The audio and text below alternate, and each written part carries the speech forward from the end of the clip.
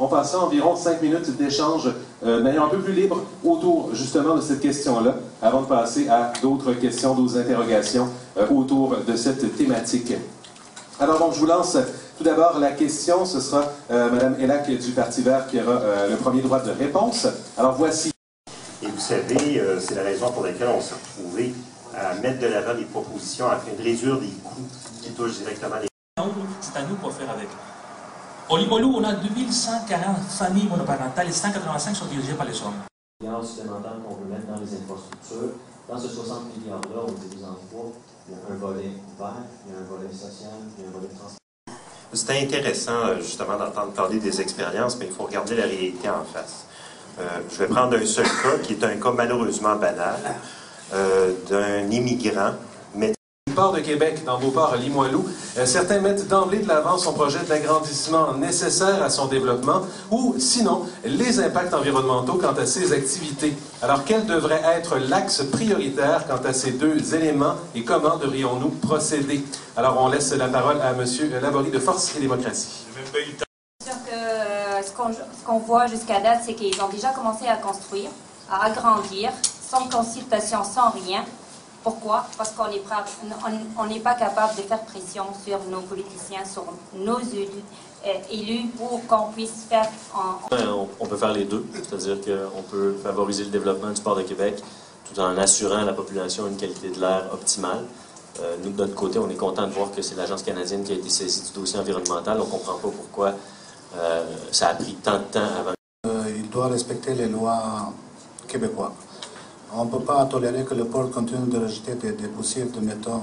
Il faut dire que dans le cadre du projet d'agrandissement, le vrai problème à la base, c'est qu'on met la charrue devant les bœufs. Le constat est très simple. On n'a plus d'informations sur les activités portuaires à travers le pays, puisque Statistique Canada ne tient plus un décompte des marchandises qui transitent par les administrations portuaires. L'autre aspect, évidemment, c'est que le port de du trafic de nickel, par exemple, dans les installations portuaires. Alors, c'est la raison pour laquelle j'ai déposé mon projet de loi pour que le commissaire à l'environnement et au développement durable. Le problème n'est pas réglé parce que, bon, moi, je suis ici un peu pour représenter le citoyen et la poussière continue de s'accumuler sur nos bords de fenêtre, sur nos toits. Alors, on a entendu parler de diverses solutions, loi du Québec, pression parlementaire, travail militant, En tant que caucus, de réclamer le rétablissement de l'inspection directe de majorité par les compagnies québécois, mais que ils ont... On peut planter nous-mêmes des arbres, on peut faire bouger les choses, Alors, c'est une question qui porte sur le service postal. Donc, qu'arrive-t-il que, quand saura-t-on ce qu'il advient, pourra-t-on le préserver dans Beauport-Limoilou? Bien, écoutez, dans l'optique où le NPD prend le pouvoir, évidemment, on va mettre fin à l'opération. On n'a pas encore commencé. Est-ce que vous êtes pour ou contre? Alors, vous savez, le processus d'évaluation n'est pas encore commencé.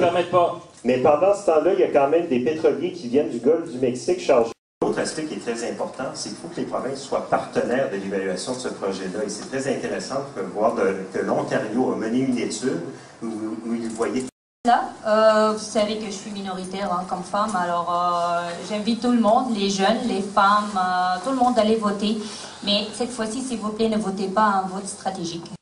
Les gens souvent se précipitent sur une option qui n'est pas nécessairement celle qui les sert le mieux.